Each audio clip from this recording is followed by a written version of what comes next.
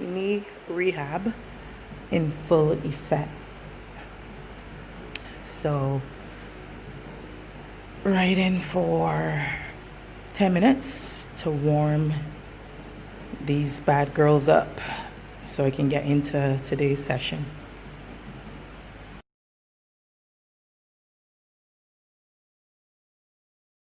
The hip, the knee is a slave to the hip and to the ankle. Normally, when you do have compensatory patterns, or for instance, just injury, you tend to lean or favor one side more than the other. This happens naturally without even knowing.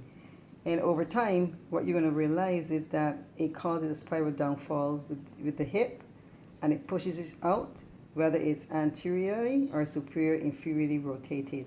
But you never realize it until somebody draws it to your attention, because it becomes your norm eventually. So only when you realize that the side that is pulling, you find that you're going to have the head, back in the head, being stuck. And then you're going to find that you have all these niggling things happening, you're twisting and you're turning.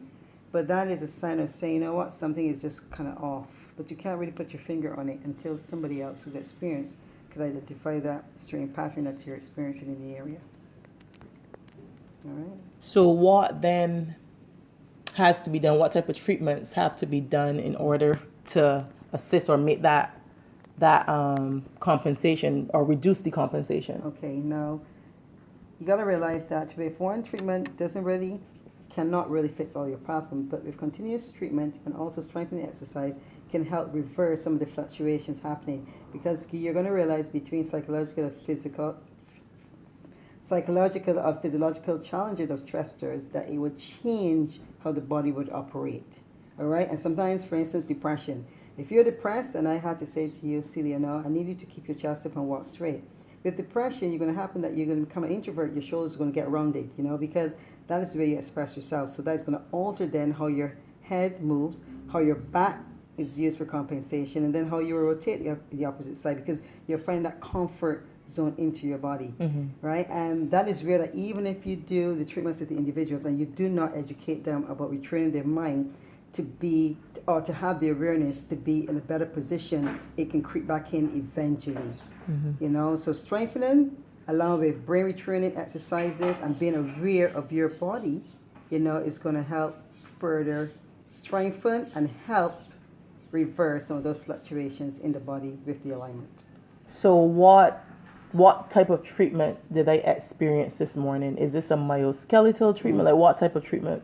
You had a bit of, we did myoskeleton, working with the tendons in the knee, the ligaments that sometimes are very tight around there. So you want to create lubrication. You also want to release all of those fibrotic tissues, because that's what's happened during injury. Fibrotic tissues. So people think that sometimes fibroids are just down by the female, but it's all over your body, because I had that same thing with my breast as well. It gets very tight. Okay. And it pulls, right? So you got to break up that fibrotic. So tissues can either be, it depends. So depending on how you feel the tissue under your hand is the correct treatment protocol that you would use.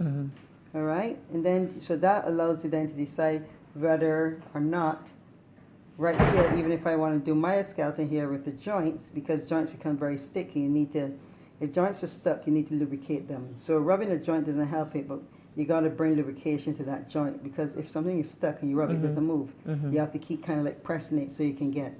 So the movements are different. So it's not one treatment protocol for everything. Is when you see that client, what can I do, or what is required for me to bring this person into a balance, or you call it homeostasis. You want to bring that balance within the body.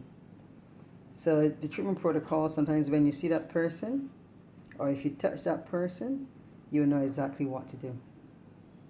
And that's why sometimes it becomes very tricky at times. Because if you sit down and a person tells you something is happening, you create this treatment plan in your head, and they arrive to you and it's something totally different, it throws you off. So normally I would just wait when I see the person and just let their body speak to my hands. And from there I'll know what I'm going to do.